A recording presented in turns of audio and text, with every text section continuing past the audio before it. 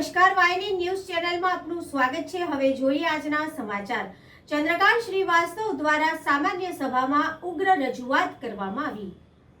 સામાન્ય સભામાં ઉગ્ર રજૂઆતો કરતા ચંદ્રકાંત શ્રીવાસ્તવ પાલિકાની મળેલી સામાન્ય સભામાં વોર્ડ નંબર 16ના કોંગ્રેસના કાઉન્સિલર ચંદ્રકાંત શ્રીવાસ્તવ દ્વારા અધિકારીઓ અને સત્તાધીશોના આડે હાથે લેતા ફક્ત વાયદા કરતા હોવાના અને કામ ન કરતા હોવાના આક્ષેપો કરતા ઉગ્ર રજૂઆત કરી હતી। તેમના દ્વારા જણાવવામાં આવ્યું હતું કે પાલિકાના સત્તાધીશો અધિકારીઓને યોગ્ય રીતે કામ કરવા દેતા નથી, જેથી લોકોના પ્રશ્નોનો ઉકેલ આવતો નથી। વર્ષો પહેલાં જે મકાનો સ્ટેમ્પ પેપર પર ફાળવવામાં આવ્યા હતા, આજે 30-32 વર્ષ પછી પણ દસ્તાવેજ કરવામાં નથી આવતો અને ખાલી વાયદા જ કરવામાં આવે છે।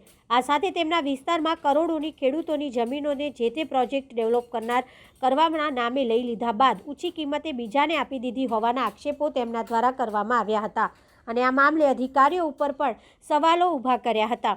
બીજી રજૂઆતો કરતાં તેમણે જણાવ્યું હતું કે કોર્પોરેશનના આવાસોમાં પણ ભ્રષ્ટાચાર કરવામાં આવ્યા છે। ઘણી જગ્યા ઉપર થોડા સમયમાં છત ટપકતી હોય, જર્જરિત મકાનો થઈ ગયા હોય તેવી પરિસ્થિતિ છે। ત્યારે આજના સત્તાધીશો ખાલી વાતો અને વાયદા જ કરે છે, પરંતુ યોગ્ય કામગીરી થતી નથી। ત્યારે આ મુદ્દે તમામ લોકોએ એકત્રિત થઈ અવાજ ઉઠાવવો જોઈએ તેવી માંગ તેમણે સભામાં કરી હતી।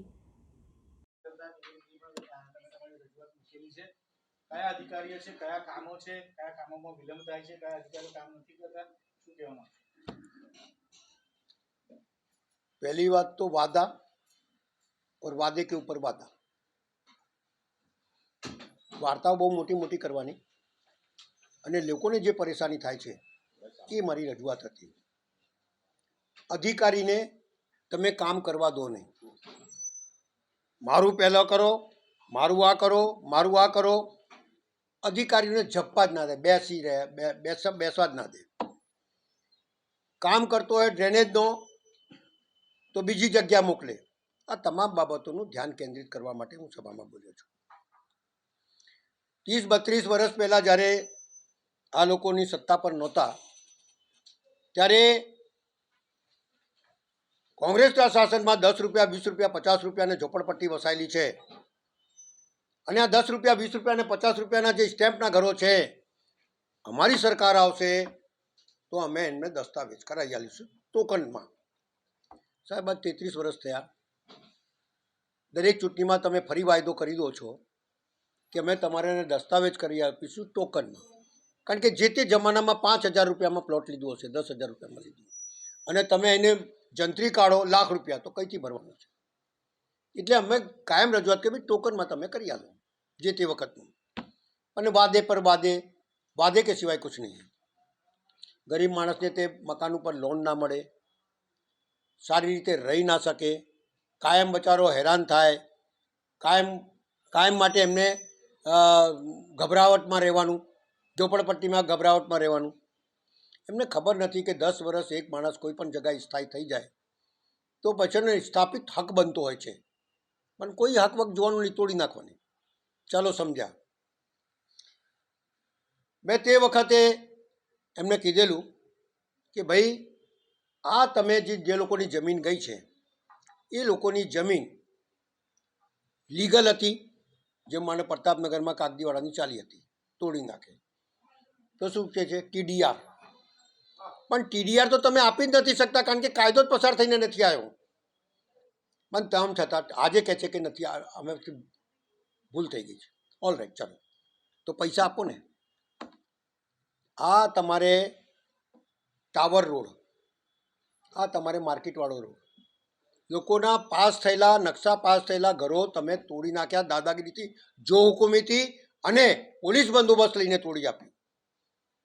અને શું કીધું એ લોકોને કે તમને TDR આપીશું, એટલે તમે જે મિલકત તોડી રહી છે એની જગ્યા પર તમે બીજી જગ્યા પર આપી દો અને એના રૂપિયા તમે લઈ લો અથવા જગ્યા આપો। નથી સમગ્ર સભામાં પાસ કર્યું, નથી કર્યું તો તમે અધિકારીના દબાયેલા હતા ભાઈ, કે લોકોની મિલકત તોડી નાખી, તેમને પૈસા આપો, વળતર આપો ભાઈ, આ જગ્યાની કિંમત ગણીને વળતર આપો તો માણસ સુખ ચેનથી રહી શકે। આવી તમામ વાતો। આવાસના મકાનો, એવા મકાનો બનાવ્યા છે કે રહેતાની સાથે ઉપરથી પાણી ટપકે, ડ્રેનેજ ઉભરાય, રમવા માટે છોકરાઓને જગા નહીં, સ્કૂલ જવા જગા નહીં, 11 વર્ષમાં માધવનગર જેવું માધવનગર પડી જાય, એવી ગરીબોની વ્યવસ્થા કરો છો। સરકારે 63(c)ની અંદર સ્પેશિયલ જોગવાઈ કરેલી છે કે આર્થિક પછાત, ઝુગ્ગી, ઝોપડપટ્ટી બજેટ હેઠના 10%, એટલે બજેટમાં 4,000 રૂપિયા હોય તો 400 કરોડ રૂપિયા ગરીબ માટે વાપરવાના. વાપર્યા છે આજ સુધી. અને સરકારે એ બી કીધું જોડે જોડે કે જો આ વર્ષમાં ના વપરાય તો એ પૈસા બીજા વર્ષમાં ખેંચવાનું. એનો કોડ પણ નથી બનાવ્યો. તમે વિચાર કરો તો તમે શું કહેવા માંગો છો? એક રોડના 4 વખત ઉદ્ઘાટન થઈ જાય, આ શું લગાઈ માંડ્યું છે? એક ભાઈએ કીધું કે એક ભાઈના 42 કરોડ રૂપિયા બાકી છે, તો એ પછી જોઈશું. પછી કેમ ભાઈ? જો તમે એક જણના 2,000 રૂપિયા બાકી હોય તો એનું કનેક્શન કાપી નાખો છો, તો પછી આનું કેમ નહીં ભાઈ?